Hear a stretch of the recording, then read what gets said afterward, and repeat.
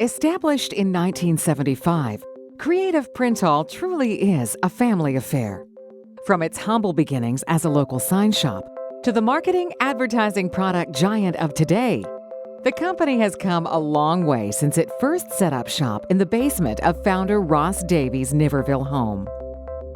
Davies will celebrate his 90th birthday this year and has made the decision to step away from the business he founded 4 decades ago, handing over the reins to sons Glenn and Pat.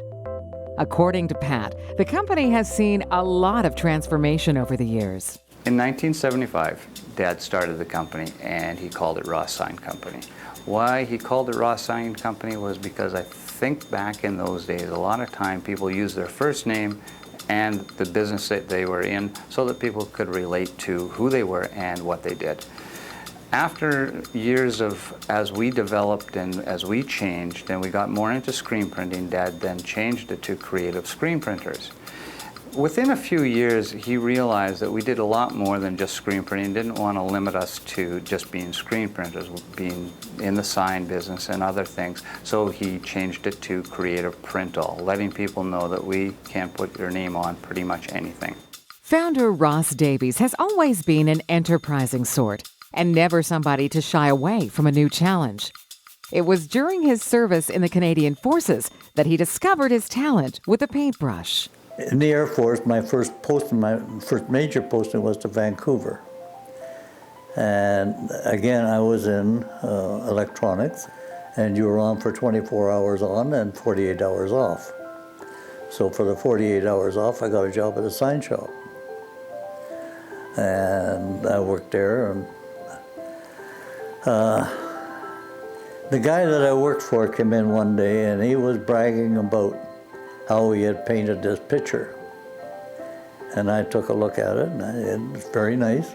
Went home and painted one myself. Never had one before. He told me what colors he used. So I went and bought tubes of paint and I painted a picture and I brought it in a couple of days later. So,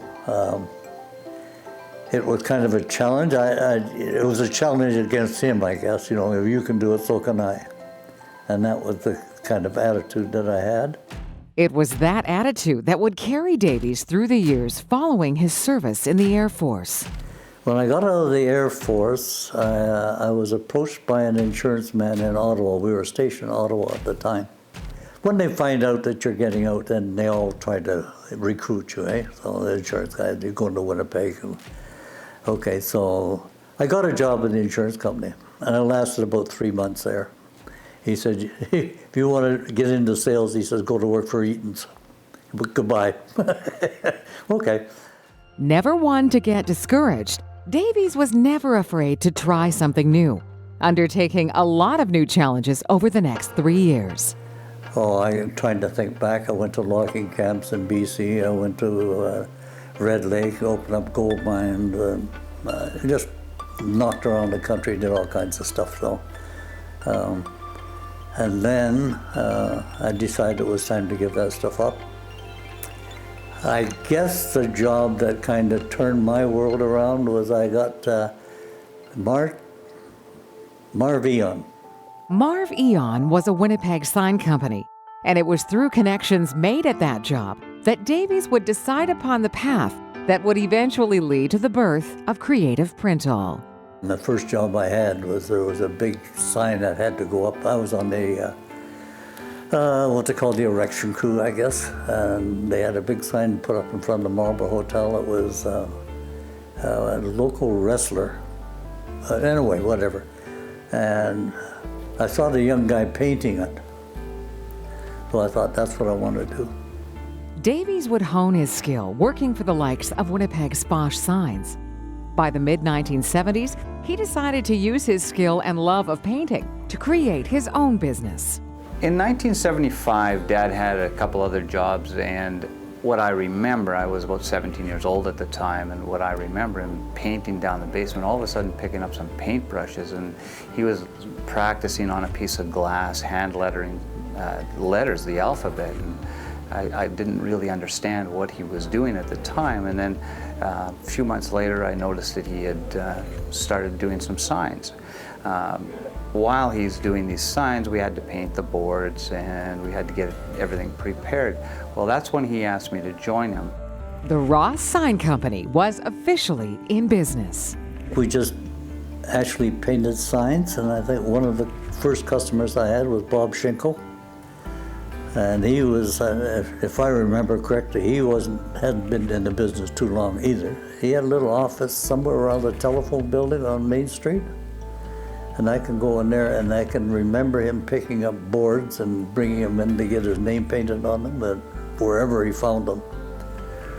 And we'd have to patch these plywood signs up with putty and whatnot and try to get the signs for him. Anyway, that was probably the first job that we did, was one of those. They truly were very humble beginnings for the Davies family. It was very difficult. I mean, my father had 4 mouths to feed along with all of us. So we had some very, very lean times that really, from the person paying us to the grocery store. I mean, that's as tight as it was. So we, as we grew, and I mean, there was a lot of years like that, and over time, we just seemed to grow and add. As we changed directions with the company, it kind of grew with the profits and the growth of the business. And while the business grew, Davies continued to indulge his passion and talent for painting.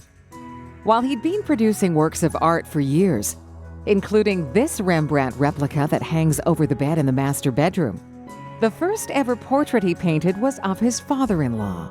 He was a kind of a highlight in our life. He was just one of the family, like a kid. You know, he never bothered anybody, and he looked after our kids. You know, so many different ways. His home is in fact adorned with many of his works, mostly portraits of family members. But his most notable? A self-portrait and a portrait of his wife Jackie that occupy a spot on the family room wall. From its beginnings as strictly a sign company, Creative Printhall has morphed into a full marketing advertising business. And according to son Pat, it's all because of his dad's tenacity and refusal to accept failure. My dad has always shown us how hard you have to work to get to where you need to be. He has led by example, obviously, never afraid to try something, very determined when he had it in his mind, never ever worried about the fact that if he was going to fail. I mean, when we didn't have enough money to buy equipment, he would build it. If we didn't have enough money to buy something at all, he would find a way to get it into our building or into our house, into wherever, and make it happen.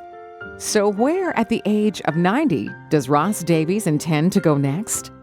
I have no idea. No idea. I just find stuff to do. I'm interested in photography, and I usually get up at 5 in the morning and I turn on my computer or internet and I look for stuff to tell me how to take pictures.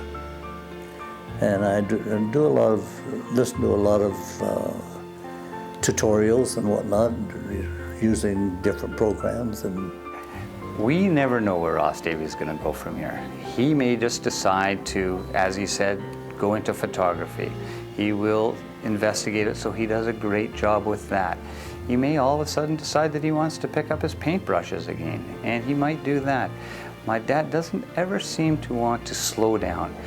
I would say that my dad still thinks he's about 40 years old. His body isn't 40 years old, but his mind is 40 years old, so he won't slow down at any time soon. For Steinbach Online, I'm Karen Black.